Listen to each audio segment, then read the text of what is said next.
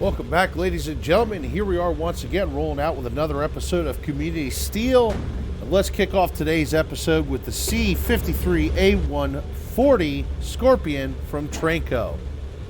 Probably got to work on the name of it a little bit. Well, otherwise, what you have is you have a very light but very small 7.23 ton tank. And it's only actually got a high velocity 40 millimeter gun, which, well, honestly, for the most part will work, sort of, and it actually kind of does here. Even though it's going up against heavier vehicles, it can get around those heavier vehicles, especially like whenever the AI stops driving into me. One of those things where the AI is more of a nuisance than it's worth. But either way, it's rolling out, killing some tanks, and as you can see there, is able to bag the victory. Nice short match here on Tigra with the Scorpion. The next vehicle today is from SS Schreiber. I always forget how to pronounce German sometimes. But here we are with the K91. This is an 82-ton heavy tank. Very easily recognizably influenced by Soviet vehicles such as the IS-3 and the IS-6. And it's got a 100 millimeter main gun with 191.6 millimeters of penetration.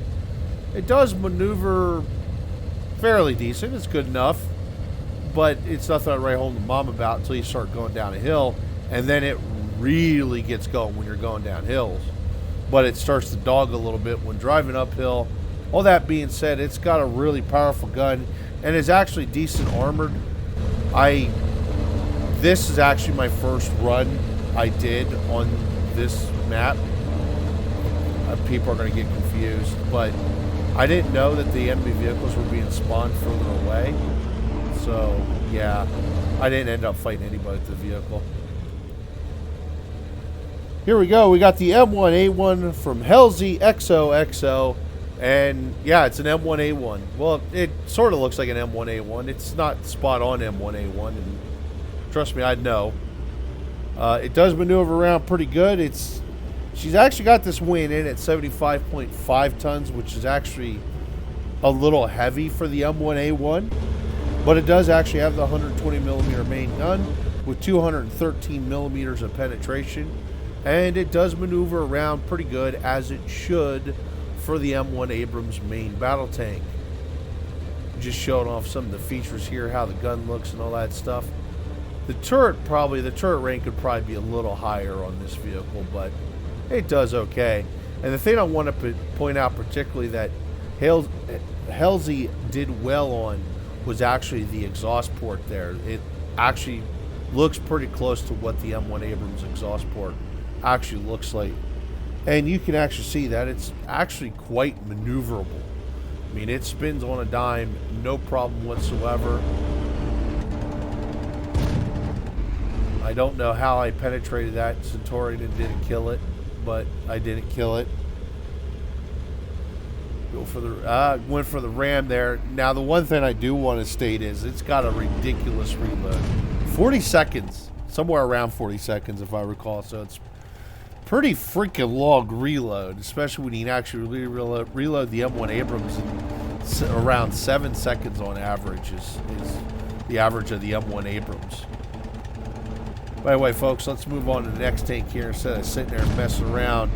And what we have here is the T14 E5 from Staler 18, and it is a 64-ton heavy tank. And it's got the 105 millimeter main gun with 220 millimeters of penetration. It is actually extremely mobile and really thick, particularly on the front. I like how we got the turret shaping and even the way the hull is designed. It just makes this feel like it's actually the T110 E5, at least from the World of Tanks standpoint of what it looked like in World of Tanks and stuff like that. As you can see, the gun is quite good.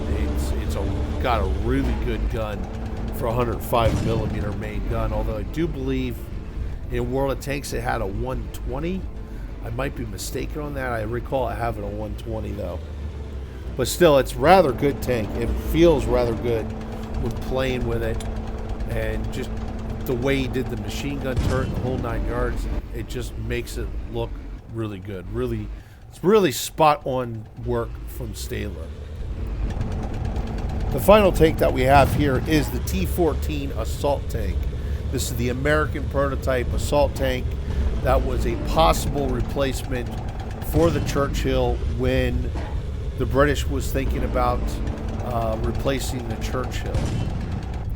And it is a 35-ton, actually it's a 35-ton heavy tank that is mid-war. It's got the 75mm main gun.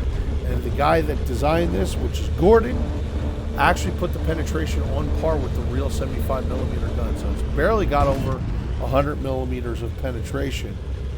That being said, it actually does quite well, and it actually is really mobile.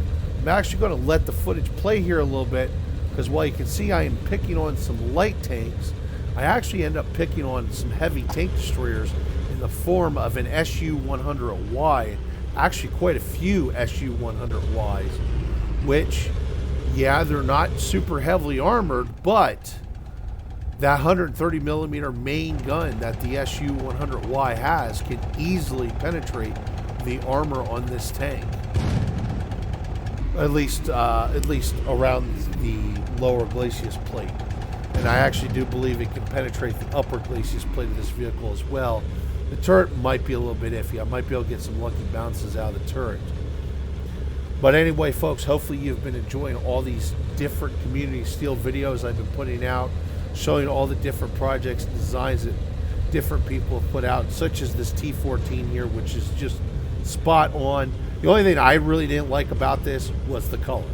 The color is god awful, and I changed the color when I added it to my collection, but it's definitely like spot on looks, turret shape wise, hull shape wise. It's pretty damn spot on.